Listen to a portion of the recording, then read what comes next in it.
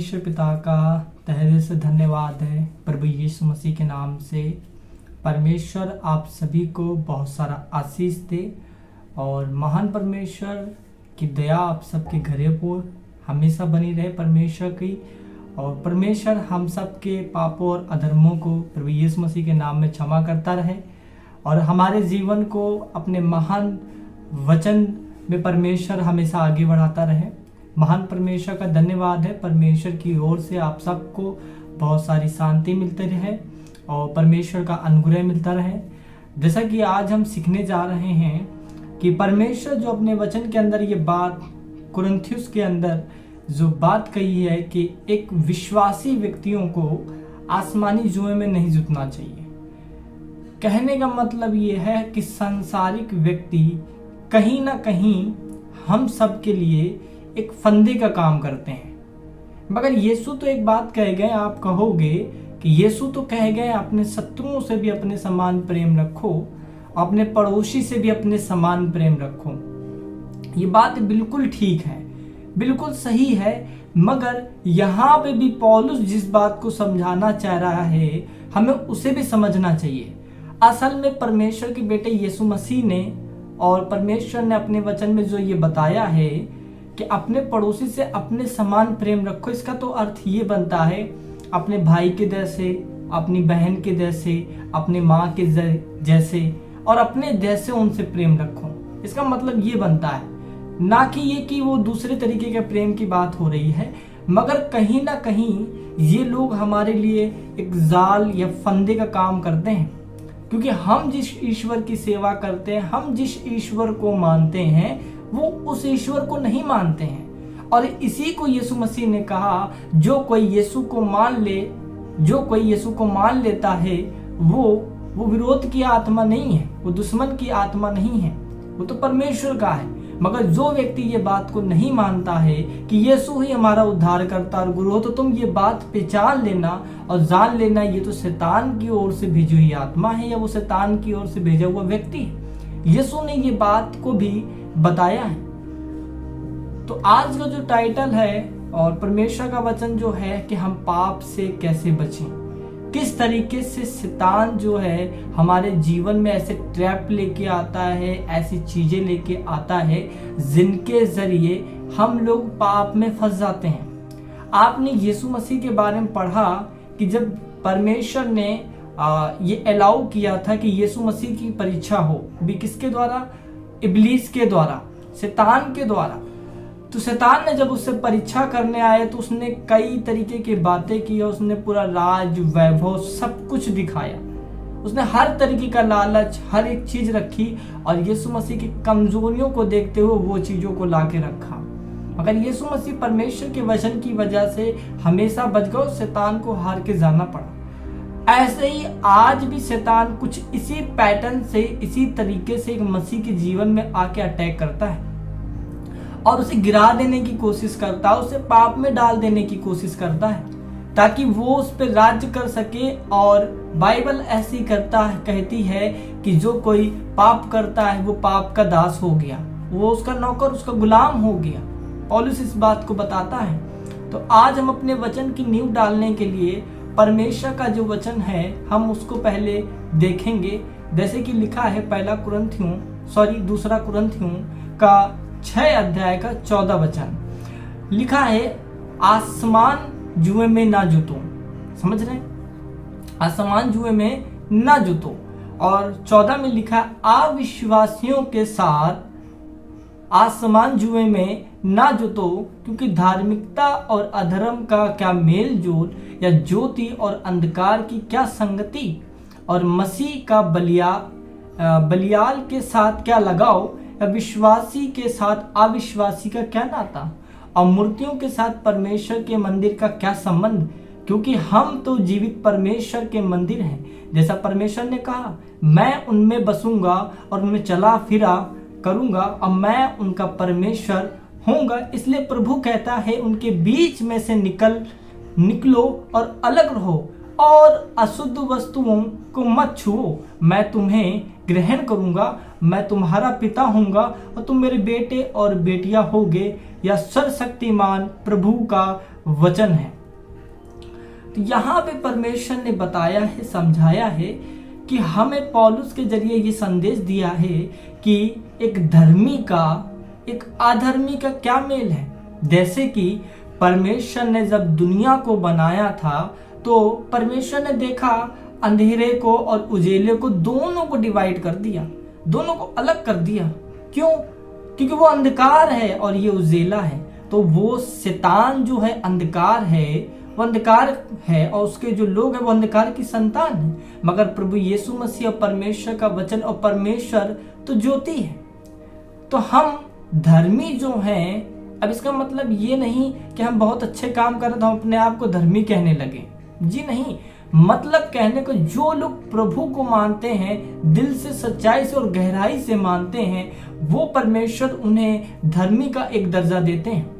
और परमेश्वर यहाँ पे अपने सीखने वालों को, अपने जानने, अपने वचन को समझने वाले लोगों के लिए बोल रहा है कि अविश्वासियों के साथ जो विश्वासियों का क्या नाता है, ये तो हो ही नहीं सकता है। मगर आज के समय में अगर आपसे मैं ये बात कहूं कि मैं विश्वासी हूं, आप विश्वासी हो, या आप अपने मोहल्ले में या कहीं पे भी रहते हैं, तो आप कहोगे ये तो हो ही नहीं सकता है कि कोई सांसारिक व्यक्ति से बातचीत ना करे, कोई सांसारिक व्यक्ति के साथ उठे बैठे ना या कुछ करे ना, ऐसा तो हो ही नहीं सकता है।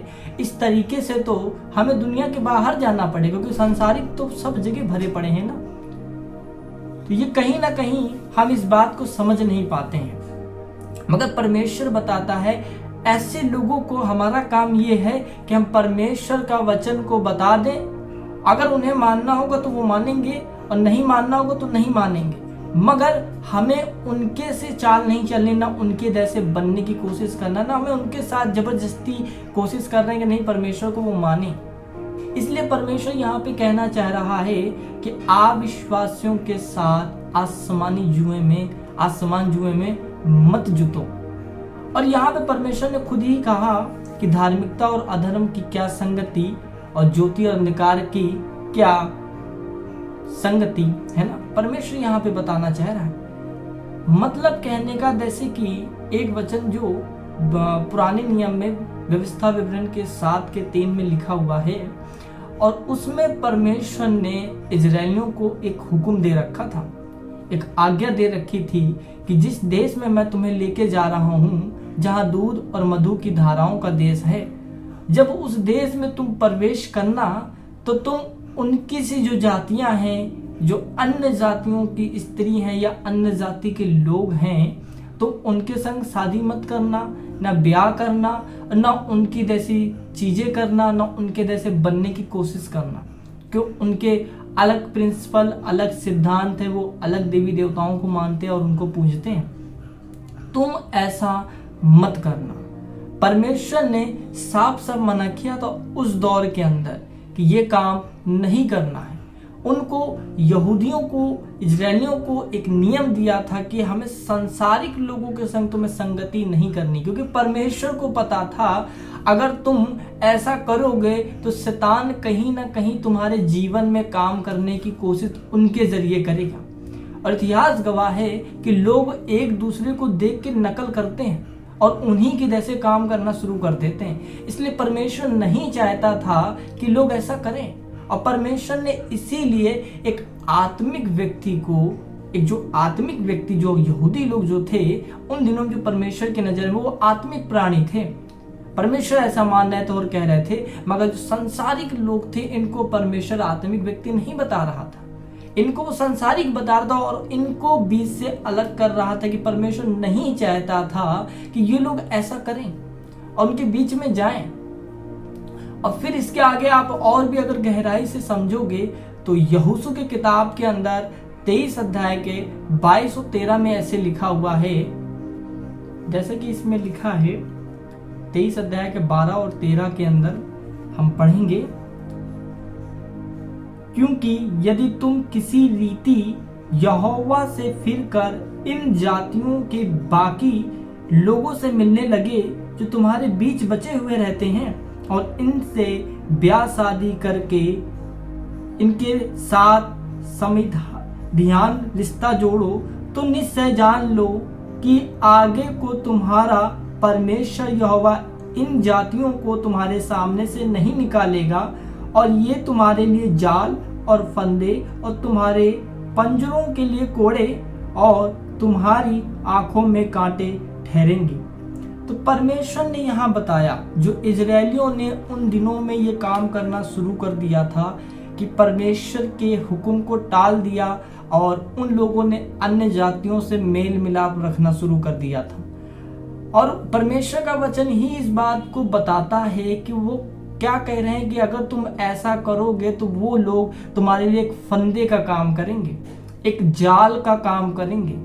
जो आज हम मसीहों के साथ जब हम सांसारिक लोगों के संग रिलेशन रखते हैं तो हम वचन से भटक जाते हैं, जैसे कि उन दिनों में वो लोग भटक गए थे और यहोवा से दूर हो गए थे और पाप में ना जाने किन किन बुराइयों में जा फंसते थे और वो काम करते थे जो यहोवा की दृष्टि में सबसे बुरा और घृणित है। और यहाँ पे परमेश्वर इसीलिए इन्हें रोक रहा था कि तुम ऐसे लोगों या ऐसी स्त्री या ऐसे पुरुषों के संग मेल मत करना, मगर वो लोग फिर भी कर रहे थे। इसीलिए परमेश्वर ने आगे आप जब पढ़ोगे तो परमेश्वर ने कहा कि आसमान कहने का मतलब परमेश्वर ने यहाँ पे इस जगह पे कहा है कि अविश्वासी और विश्वासियों का क्या मेल। इसीलिए परमेश्वर ने कहा इनके बीच में से निकल आओ। हम इनके बीच में नहीं रह सकते हैं, हम इनके साथ नहीं रह सकते। कहीं ना कहीं वो हमको गिराने के लिए शैतान उनके जरिए प्रयास करेगा, हमें गिरा देना चाहेगा। इसलिए हमें इसमें बड़ी सावधानी से, हमें किसी से नफरत नहीं करनी, हर एक से प्रेम करना है, हर एक से लगाव रखना, मगर हमें सावधानी पूर्वक अपने वचन को बता के समझा के बस अलग हो जाना है कि वो अगर मानेंगे तो ठीक, अगर नहीं मानेंगे तो ठीक है, मगर कहीं ऐसा ना हो कि वो लोग उल्टा हमें फंसा लें या वो उनके अंदर से जो दुष्ट आत्मा काम कर रही वो हमें फंसा लें और हम फिर पाप में पड़ जाए और परमेश्वर की दृष्टि में घृणित हो जाए और परमेश्वर से बहुत दूर हो जाए।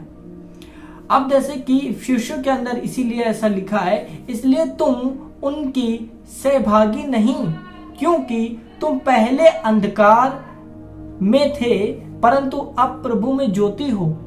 अतः क्योंकि संतान ज्योति की संतान के समान चलो। यहाँ पे इफिसियों के अंदर बता दिया गया है कि परमेश्वर ने बताया कि अब हम उनके संग सहभागी नहीं हो सकते हैं, अब हम उनके जैसी चाल नहीं चल सकते, ना उनके संग हम रिलेशन रख सकते हैं। और हम पहले अंधकार में थे, हम पहले उन सारी चीजों में थे, मगर परमेश्वर कहता अब हम इसमें नहीं रह सकते हैं, मतलब आप इसमें नहीं रह सकते हो। जैसे कि अब हम ज्योति की संतान हैं, है ना। परमेश्वर ने कहा हम अंधकार की संतान नहीं हैं, अब हम ज्योति की संतान हैं, तुम ज्योति की संतान हो। तो अब जब तुम ज्योति की संतान हो तो जो ज्योति का लिखा है कि ज्योति की संतान के समान चलो, मतलब यीशु मसीह के समान चलने के लिए परमेश्वर कह रहा है यहाँ पे। और उन दिनों में जो अन्य जातियां हुआ करती थी, जो आज के दौर में अगर आप इसे सीधे और सरल शब्दों में समझोगे तो अन्य जातियां तो हम लोग भी हैं। कौन सा हम लोग डीएनए से या ब्लड से हम यीशु मसीह की नस्ल से या यहूदी से पैदा हुए, ऐसा तो नहीं। आज हम सब अन्य जाति हैं, मगर परमेश्वर उन दिनों में जो अन्य जातियों की बात की तरीका जो बता, जो अन्य जातियां स्त्रियां थी या अन्य जाति लोग थे, जिनका मतलब हुआ करता था जो जातियां परमेश्वर को नहीं मानती हैं, जो परमेश्वर को नहीं जानना चाहते हैं, जो परमेश्वर के आगे अपने पापों को, अपने गुनाहों को नहीं मानना चाहते हैं, आज के दौर में उनको ही अन्य जातियों के रूप में समझा जाएगा। इसीलिए यहाँ पे बोला धर्मी और अधर्मी का क्या मेल और जोल, है ना। क्या उनका रिश्ता हो सकता है? उनका कोई रिश्ता नहीं हो सकता। ज्योति और अंधकार का कोई रिश्ता नहीं हो सकता है। मसीह और बलियाल, ये हिब्रू शब्द है, बलियाल जो है, सॉरी हिब्रू नहीं, ये यूनानी शब्द है, ग्रीक शब्द है, मिस्टेक हो गया। ग्रीक शब्द जो है, यूनानी या ग्रीक शब्द है, उसमें ये बात को बताया गया है कि बलियाल मतलब शैतान की बात हो रही है कि परमेश्वर या मसीह का और शैतान का क्या मेल जोल या क्या नाता, तो हमारा कैसे इनके संग नाता या मेल जोल हो सकता है। जैसे कि अब इस चीज को समझने के लिए मैं एक आपको छोटी सी गवाही बताता हूं ताकि आपको और भी अच्छे से समझ में आ जाए। एक व्यक्ति है जो परमेश्वर को मानता है। पहले तो वो नहीं मानता था, तब उस दिनों में ऐसा होता है कि उसकी किसी से दोस्ती यारी रहती है, एक नॉर्मल सी दोस्ती यारी, और फिर दोस्ती यारी वो कब प्रेम में बदल जाती है उसे नहीं पता चलता है। और फिर धीमे धीमे चल रहा था मगर क्या होता है, उन्हीं दिनों में वो प्रभु के वचनों में आ गया और लड़का वचन में आ गया परमेश्वर के, और परमेश्वर के वचनों को धीमे धीमे समझने लगा था। उसे खुल के तो नहीं समझ में आता था कि क्या परमेश्वर की इच्छा है या क्या नहीं, अभी उतना नहीं समझता था। मगर जब परमेश्वर ने उसे सांसारिक लोगों से छांटना शुरू किया, अलग करना शुरू किया अपने काम के लिए, तो क्या होता है, उस लड़की का ऐसा होता है कि वो कुछ दिन तो उसके साथ रहती है, फिर ना जाने उसके क्या होता है कि वो उसे छोड़ के दूसरे के पास चली जाती है। वो लड़का बड़ा अफसोस करता है, परमेश्वर के सामने बोल रहा होता है, मगर परमेश्वर भी कुछ नहीं, क्योंकि परमेश्वर उसके लिए बहुत अच्छी चीज सोच रहा था। अभी धीमे धीमे बीत जाता है बहुत समय, वो परमेश्वर के काम में वो लड़का एकदम फ्री हो जाता है, बढ़ते जाता है। उसके ऊपर बहुत सारे भेद परमेश्वर प्रकट कर देते हैं। वो चंगाई का वरदान, भविष्यवाणियों का वरदान, बहुत ऐसा कुछ जो उसने कभी सोचा भी नहीं था। अब वो कभी समझ ही नहीं सकता था कि दुनिया से भी ज्यादा परमेश्वर उससे प्यार रखता है। वो धीमे धीमे सब कुछ समझ रहा था। अब हो जाता है करीबन 6-7 साल 8 साल के ऊपर।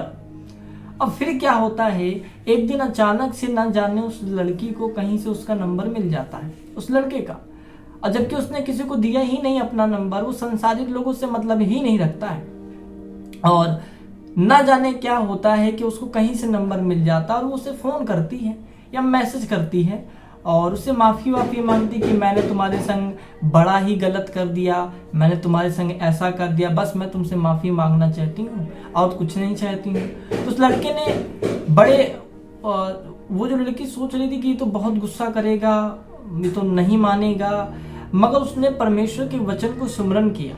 अब परमेश्वर कहता है कि अपने शत्रुओं को भी माफ कर दो, अपने दुश्मनों को भी माफ कर दो। और यीशु जैसे हमसे प्रेम रखते हैं, परमेश्वर का वचन हमसे प्रेम रखता है। हमें प्रेम रखना है, नफरत नहीं रखनी है, चाहे कोई भी तुम्हारे संग कितना ही क्यों ना बुरा करे।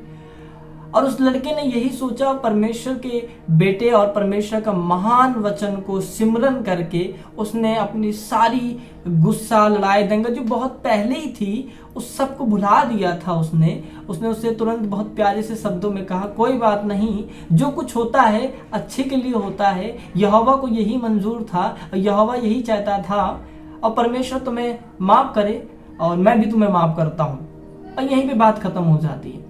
मगर क्या होता है कि धीमे धीमे वो कोशिश करते हैं एक दूसरे से बात करने की। वो लड़की उससे बात करने की कोशिश कर रही है, कभी कब फोन कर दे, कभी कब मैसेज कर दे, और धीमे धीमे वो इस चीज को समझ रहा था। और लड़के के मन में कहीं ना कहीं ये बात खलने लगी थी। वो बहुत 2 से 3 दिन के अंदर उसे ऐसा महसूस होने लगा, मैं कुछ गलत तो नहीं कर रहा हूँ यहोवा की दृष्टि में, कहीं ऐसा तो नहीं मैं परमेश्वर की दृष्टि में पाप कर रहा हूं। क्योंकि बाइबल कहती, जो कोई ये समझता है कि मैं नहीं गिरने का, तो वो ओवर कॉन्फिडेंस मत हो, क्योंकि शैतान बहुत होशियार और बहुत चालाक है, वो अच्छे को गिरा देता है।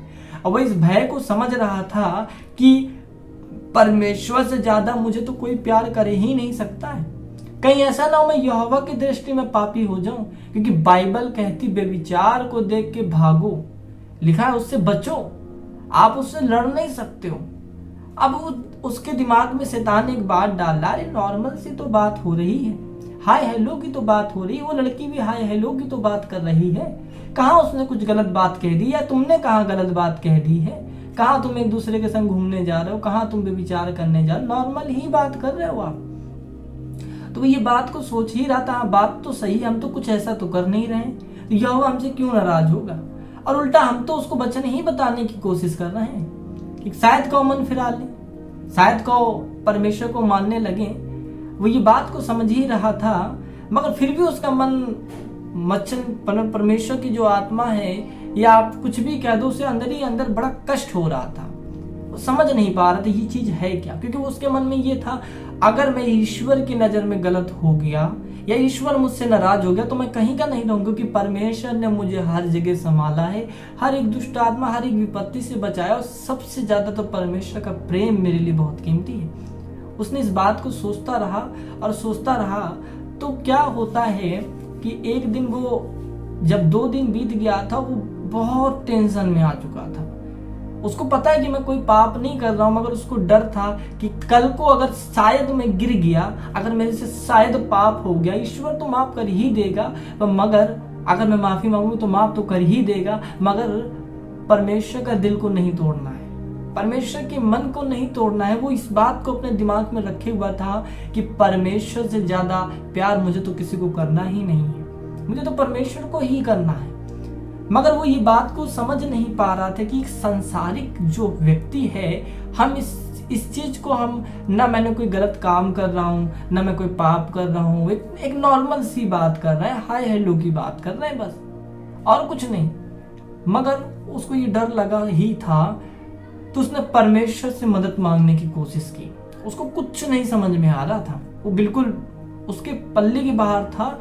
उसने सोचा कि जो उससे सीनियर उसका जो है अगुआ या टीचर, वो उससे बातें करे, मगर किसी बात की वजह से वो उससे बात नहीं कर सकता था। अब वो अंदर ही अंदर घुट रहा था, वो अपने किसी लोगों को भी शेयर नहीं कर सकता था। अगर वो अपने लोगों को, वो खुद परमेश्वर का काम करता है इस दौर में, अगर वो करता तब भी दिक्कत है। तो समझ ही नहीं पा रहा था कि आखिरकार मैं करूं क्या। तब उसने परमेश्वर से मदद मांगी। वो उठते बैठते चलते फिरते उसको यही बात खाए जा रही कि परमेश्वर मैं करूं क्या, तेरा वचन तो कहता है, मुझे पता है, मगर मैं क्या करूं मुझे समझ में नहीं आता है परमेश्वर। अब वो रो भी रहा है परमेश्वर के सामने, विनती भी कर रहा, चलते फिरते उठते बैठते बस उसी बात को कि परमेश्वर मैं इन चीजों से कैसे निकलूं, मैं कहीं ऐसा ना मैं गिर जाऊं और ईश्वर की नजर में, परमेश्वर तेरी नजर में मैं पापी ठहरूं। उसे बड़ा परमेश्वर से प्रेम और लगाव है, अब वो नहीं चाहता। तब परमेश्वर ने उसे बड़े सीधे से अल्फाज में और सीधी से तरीके में बोला, जो नीति वचन के अंदर ये बात लिखी है कि व्यभिचारिणियों की दहलीज पर भी पैर मत रखना। क्यों भाई, हम तो दरवाजे पे खड़े हैं, परमेश्वर का वचन कह रहा है, तो हम कौन सा घर के अंदर जो पाप कर लेंगे, वो तो हो ही नहीं सकता खुलेआम।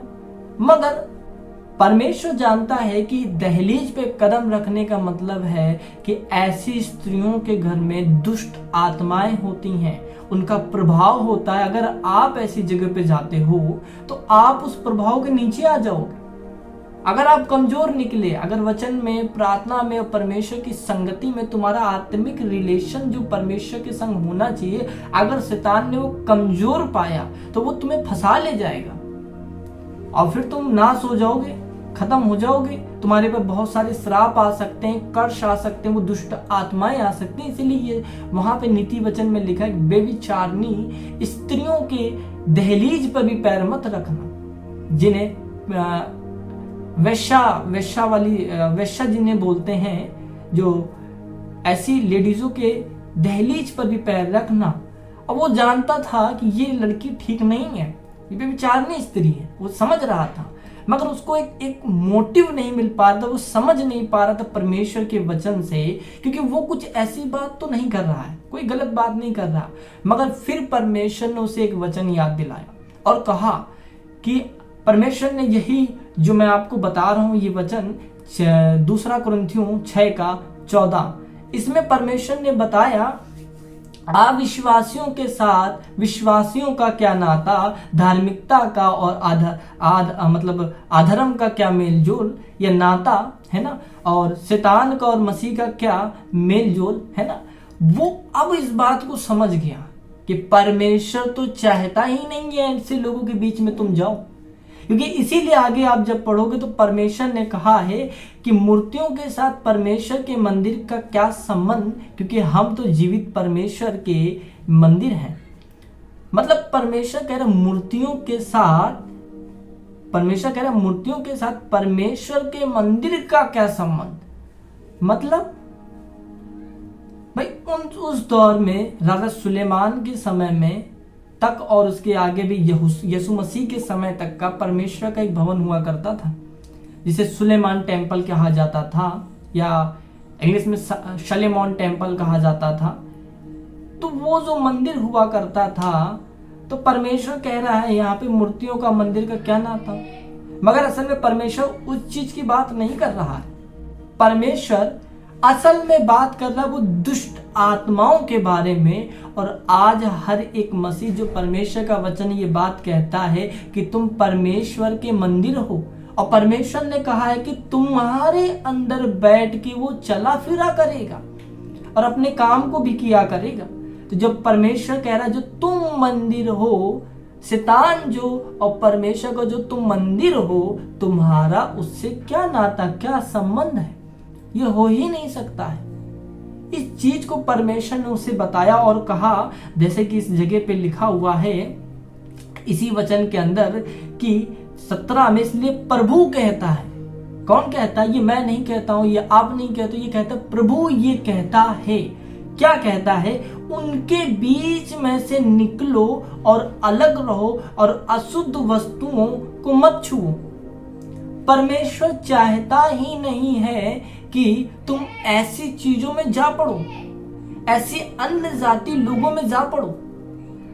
मैंने कहा ना कि आप कहोगे भाई साहब अगर आप इस तरीके की बात बता रहे हो तो हमें तो इस अंतरिक्ष से बाहर जाना पड़ेगा, क्योंकि इस दुनिया में तो सारे संसारिक ही लोग हैं।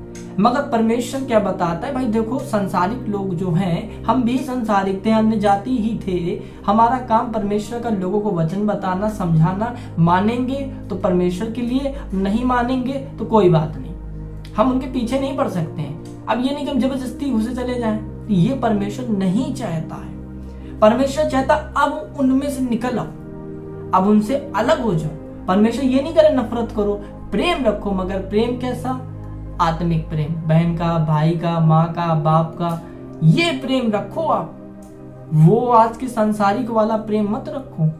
अब परमेश्वर ने जैसे ही उस लड़के को ये वचन बताया, वो समझ गया कि परमेश्वर क्या कहना चाह रहे हैं। परमेश्वर तो चाहते ही नहीं है, क्योंकि परमेश्वर उससे प्यार करता है और वो परमेश्वर से प्यार करता है। और परमेश्वर ने अपना संदेश उसे दे दिया कि आओ, बाहर निकलिए। और फिर क्या कहा है इसके आगे? और अशुद्ध वस्तुओं को मत छुओ। भाई वो तो पापी लोग हैं, वो गलत काम कर रहे हैं, अशुद्ध हैं, है ना। अब ऐसे लोगों के साथ जाओगे, रहोगे, छुओगे या कुछ भी, तो आप भी अशुद्ध ही हो जाओगे ना परमेश्वर की नजर में। और लिखा है आगे, और मैं तुम्हारा, जब तुम ऐसा काम करोगे, निकल आओगे, तो मैं तुम्हारा पिता और तुम मेरे बेटा और बेटी ठहरोगे। परमेश्वर ने ये वचन बता रहा है। और इसी वचन को और अच्छे से समझने के लिए हम एक जगह से और समझेंगे। मैं इस गवाही के आगे की जो समझाने के लिए और अच्छे से समझाने के लिए आगे चलेंगे। जैसे कि हम 1 कुरिन्थियों 6 का 16, 17 और 18 को पढ़ेंगे। उसमें लिखा है, क्या तुम नहीं जानते कि कोई वेश्या से संगति करता है वह उसके साथ एक तन हो जाता है, क्योंकि लिखा है वो दोनों एक तन होंगे। और जो प्रभु की संगति में रहता है वह उसके साथ एक आत्मा हो जाता है।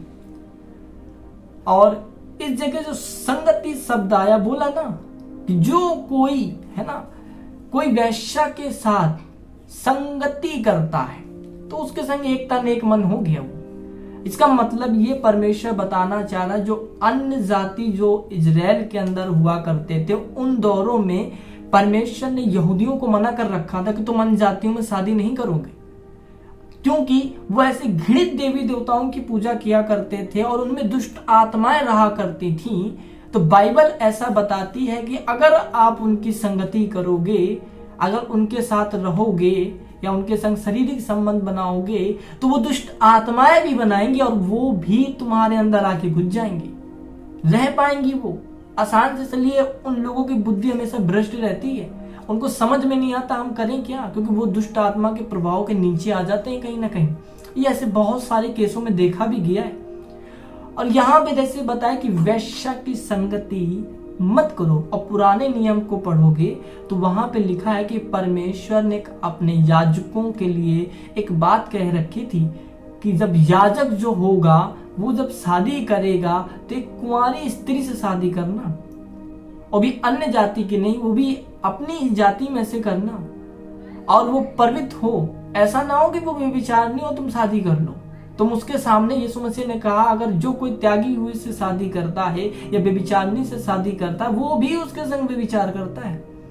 तो अब वो लड़का समझ रहा था कि ये परमेश्वर क्या बताना चाह रहा है, और कहीं ना कहीं वो उसको गिरा देती। और यहाँ पे लिखा जो वेश्या की संगति करता है। इसमें इंग्लिश में पढ़ोगे तो वहां पे ये नहीं लिखा है सेक्सुअल रिलेशनशिप रखता है, वहां पे ये बात नहीं लिखी है।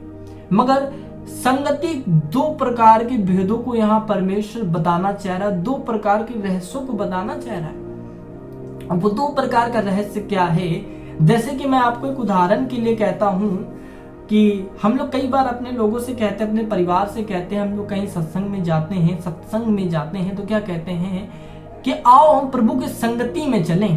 कई बार आपने सुना होगा, शायद नहीं सुना तो अभी सुन लीजिए। हम लोग कई बार कहते हैं आओ हम प्रभु की संगति में चलते हैं, मतलब सत्संग में चलते हैं। या फिर ऐसे कह दो आप कि इस जगह पे जैसे बताया है संगति, बाइबल में लिखा है एक जगह नीति वचन के अंदर ऐसी बात को बताया गया है, बुरा चरित्र जो होता है, मतलब परमेश्वर का जो वचन यहाँ पे बताता है कि बुरी संगति अच्छे चरित्र को बिगाड़ देती है।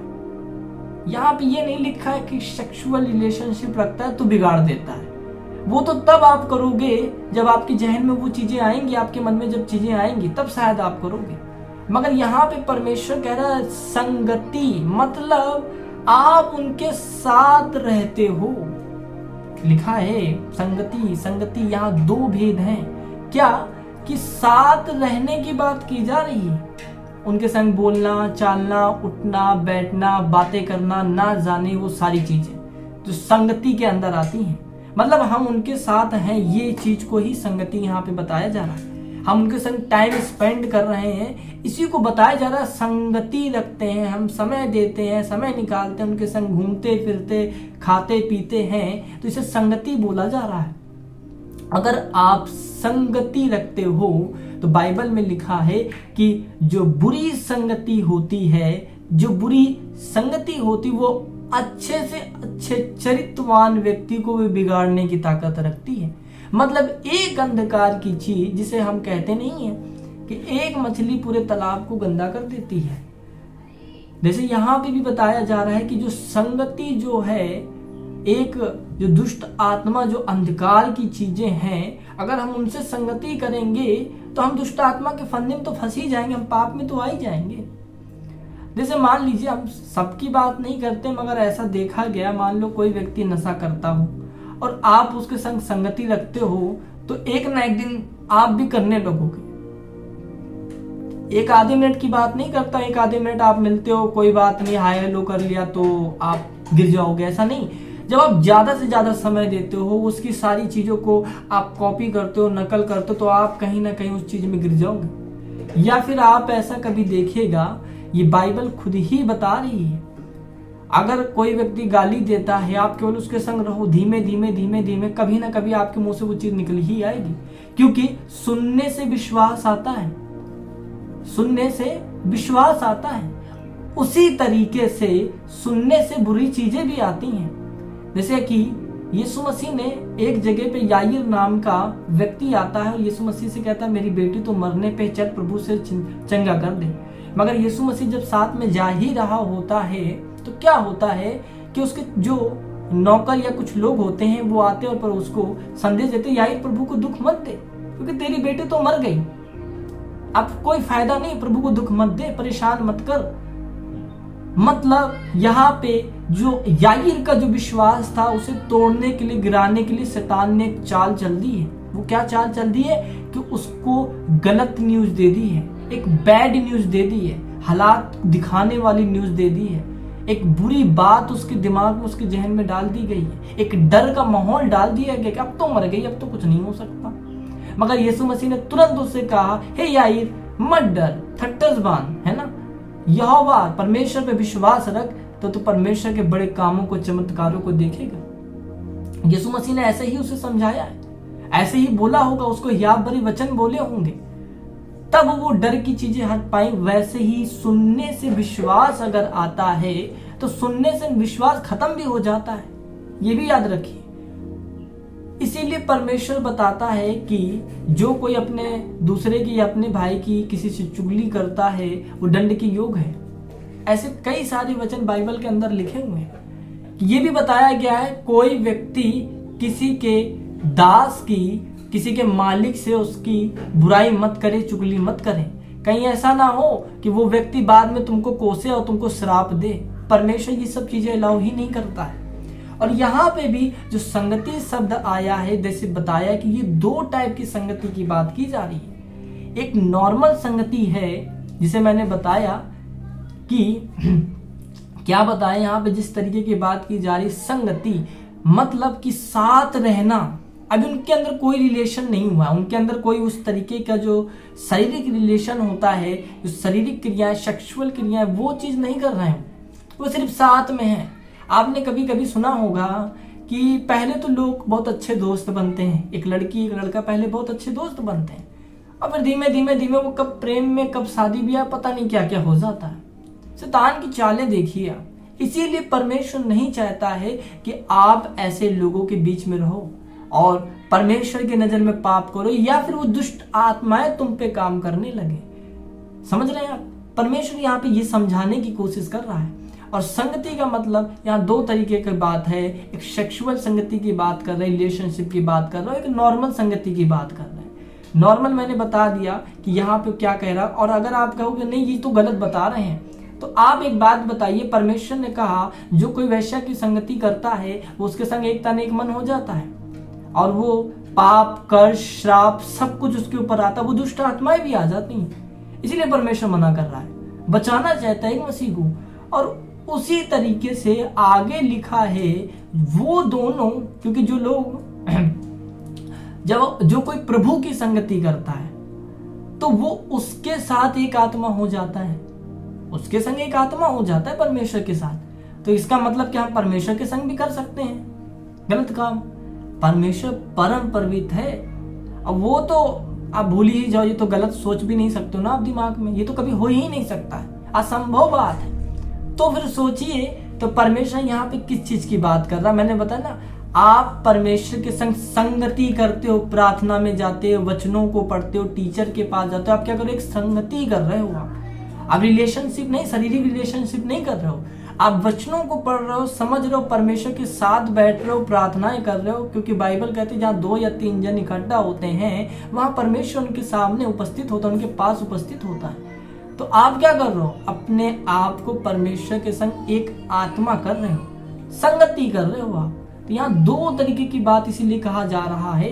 एक तो सेक्सुअल संगति की भी बात बताई जा रही है, और एक बात ये भी बताई जा रही है कि वो व्यक्ति के अंदर ये बात को शैतान डाला, तुम कोई पाप थोड़ा को कर रहे हो, तुम तो नॉर्मल बात ही तो कर रहे हो, तुमने कहाँ पाप किया। मगर धीमे धीमे धीमे वो उस तरीके की बातें या उस तरीके की सोच तक वो पहुंचा ही देगा।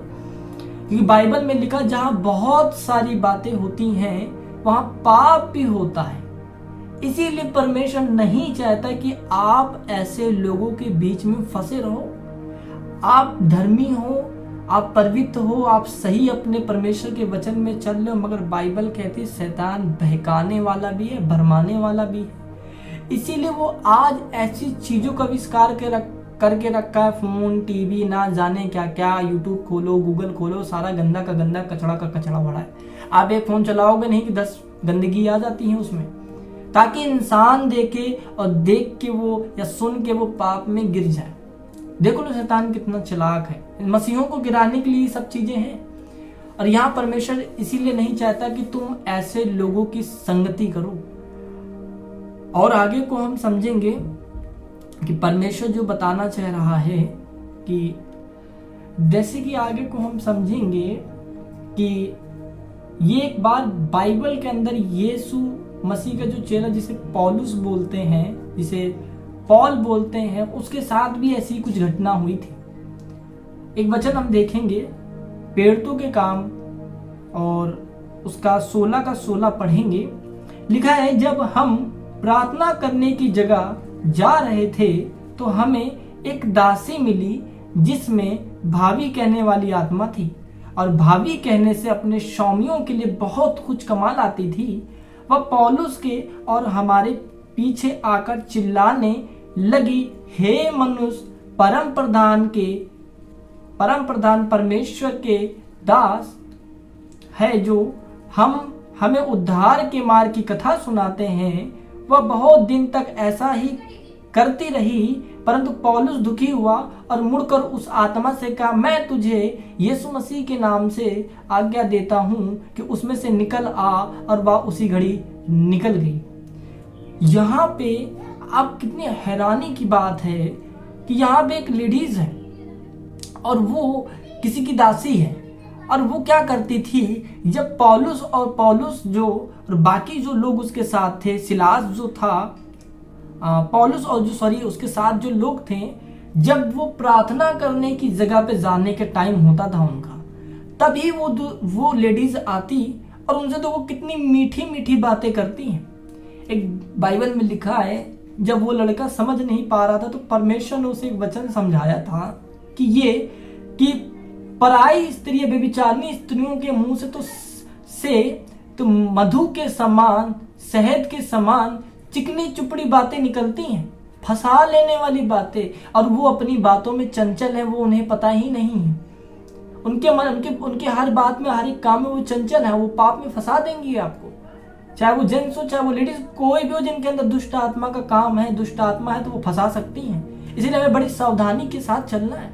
और यहाँ पे भी जब वो प्रार्थना करने का समय होता था, वो किसी जगह पे जाने की कोशिश करते, ये रोज आती है, बड़ी मीठी मीठी बातें कहती, हे परम प्रधान परमेश्वर के दास।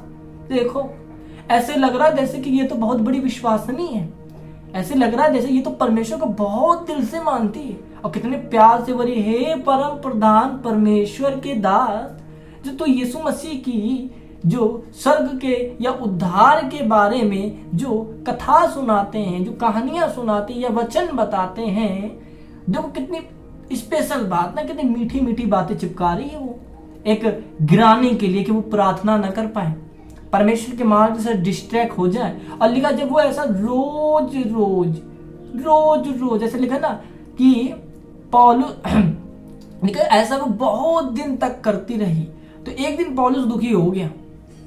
क्या दुखी हो गया? दुखी ये हो गया, परेशान हो गया कि रोज रोज आके एक ही बात कहती है। तो वो समझ गया कहीं ना कहीं ये उन जमाने के मसीहों को इस चीजों का बड़ा नॉलेज था कि कहाँ दुष्ट आत्मा काम कर रही हो, कहाँ नहीं काम कर रही। वो लोग बड़े एडवांस तरीके से, बड़ी हाई लेवल से परमेश्वर के साथ चलते थे, और वो समझ गए ये तो दुष्ट आत्मा का काम है, कि दुष्ट आत्मा में प्रार्थना करने से रोक रही है। आप तो यही समझोगे, मगर नहीं, यहाँ पे कुछ और मैटर है। अगर आप इंग्लिश की बाइबल पढ़ोगे तो भावी का मतलब जो बताया जाता है, आप इंग्लिश की बाइबल में पढ़ोगे तो लिखा वो अपने स्वामियों के लिए बहुत कुछ कमा के लेके आती थी। मतलब उसका पेशा क्या था, उसका काम क्या था? उसका काम ये था कि लोगों को देख के, उनसे बात करके, उन्हें बहला के, फुसला के, उन्हें वो भविष्य की बातें बता दिया करती थी। भविष्यवाणी आप कह सकते हो, या भविष्य की बातें उन्हें बता दिया करती। जैसे आजकल के बाबा नहीं बता देते, अरे तुम्हारे घर में तो ये है, तुम्हारे घर में तो वो है। वो असल में दुष्ट आत्माएं हैं जो उन्हें बता रही हैं। आप इस बात को नहीं मानोगे, कहोगे कि ये कहाँ से दुष्ट आत्मा आ गई, तो औरत है। मगर ये सच्चाई है, शैतान के लोग हैं, वो शैतान की सहायता ही से ये चीजें जान पाते हैं। ये फैमिलियर स्पिरिट कहते हैं। अगर आपके अंदर कोई दुष्ट आत्मा है, या उसके अंदर तो है ही ऑलरेडी, वो एक दूसरे से जब बातचीत करते हैं तो वो दुष्ट आत्मा भी बात करती है, और वो उसको सारा भेद बता देती है उसके घर का, कि तुम्हारे नाना का क्या नाम, तुम्हारे पापा का क्या नाम, वो कब मरे, कब जिए, कब, वो सारी एक्टिंग करके सब बता देंगे उनको। ये इनका बहुत बड़ा नेटवर्क होता है, इनको आप कमजोर मत समझिए। और लिखा, वो भावी कहने से अपने मालिकों के लिए बहुत कुछ कमा ली आती थी।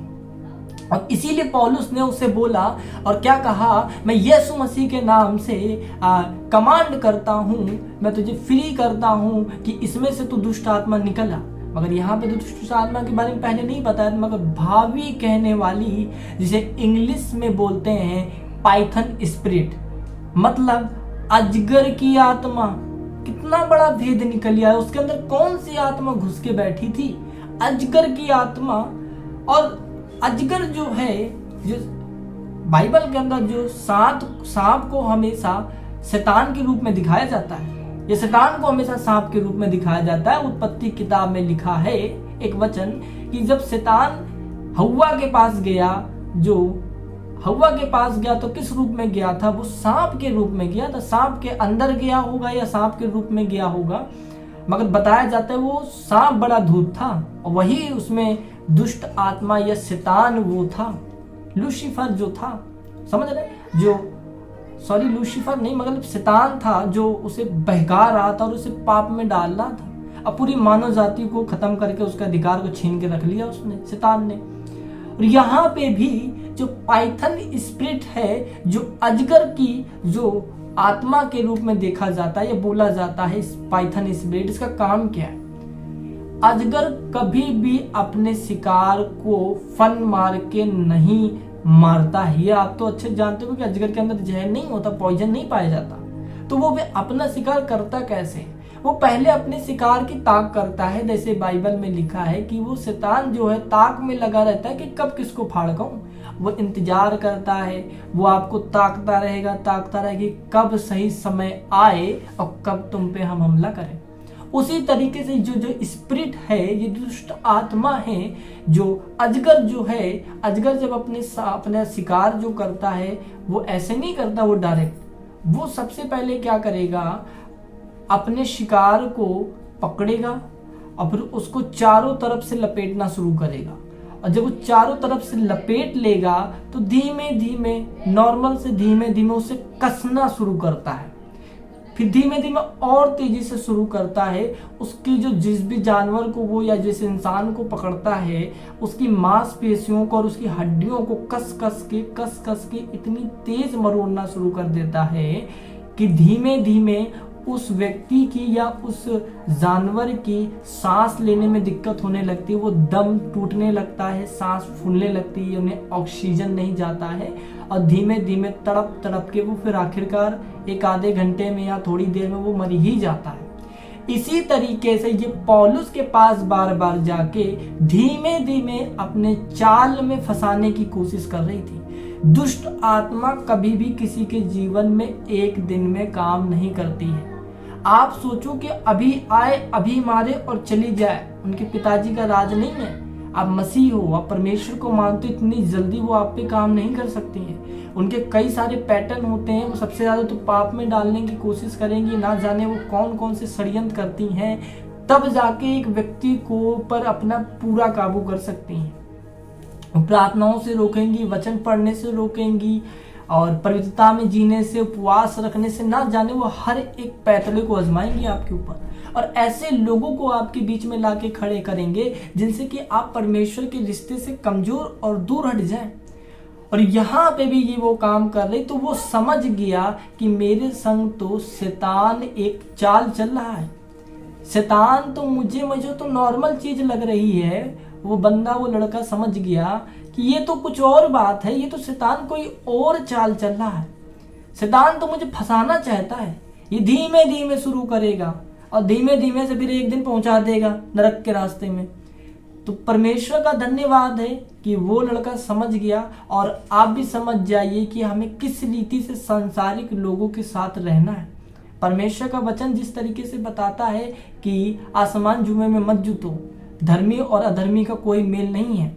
उनको पता है हमको तो नरक ही जाना है। शैतान ने तो अपना बुक करके रखा है ना, क्या बुक करके रखा, रिजर्वेशन करके रखा है कि उसको तो पता है हमें नरक ही जाना है और हम तो जाएंगे, तुम्हें भी ले जाएंगे। वो यही चाहता है। वो इंसान को स्वर्ग जाने ही नहीं देना चाहता क्योंकि उसको बहुत खुन्नस है।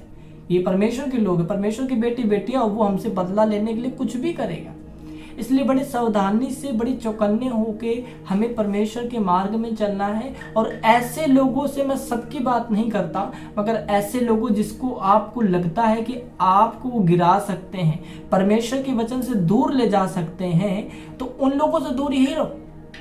ऐसे लोगों से ज्यादा संगति करने की जरूरत ही नहीं है। परमेश्वर कहता, इसीलिए बाइबल में लिखा है, परमेश्वर का एक वचन कहता है जो नीति वचन के अंदर बताया हुआ है, एक अध्याय के अंदर, एक अध्याय के 1 से ही बताया गया है कि जो परमेश्वर के जो लोग हैं, जो दुष्ट लोग होते हैं, मैं एक बार पढ़ देता हूं उसको।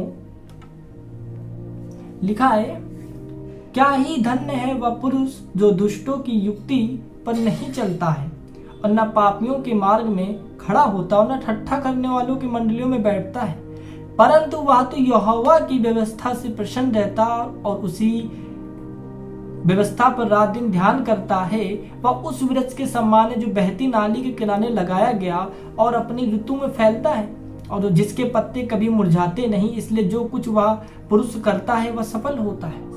मतलब परमेश्वर यहाँ पे जो कहना चाह रहे हैं कि क्या ही धन्य है वह पुरुष जो दुष्ट की युक्ति पे नहीं चलता है, ठट्ठा करने वालों की मंडलियों में बैठता है। इसका मतलब अगर मसीह अगर ऐसा करते हैं और बैठते हैं, ये ठट्ठा करते हैं, इस तरीके के बुरे ठट्टे मजाक जो होते हैं, गंदे संदे मजाक अगर वो भी करते हैं या करने पहुंच जाते हैं या वो उनकी संगति में आ जाते हैं और दुष्टों की युक्ति पे आ जाते हैं, उनकी सोच जो उनकी जो होता है उनके मन के अंदर, अगर हम उनके पास भी हैं ना, अगर हम नहीं हट रहे हैं, तो परमेश्वर कहता है कि मसीह भी दुष्ट में ही गिना जाएगा। दुष्ट है कौन? ये उन्हीं दुष्ट की बात की जा रही है। अगर हम ऐसा कर रहे हैं तो हम भी दुष्ट में ही गिने जाएंगे।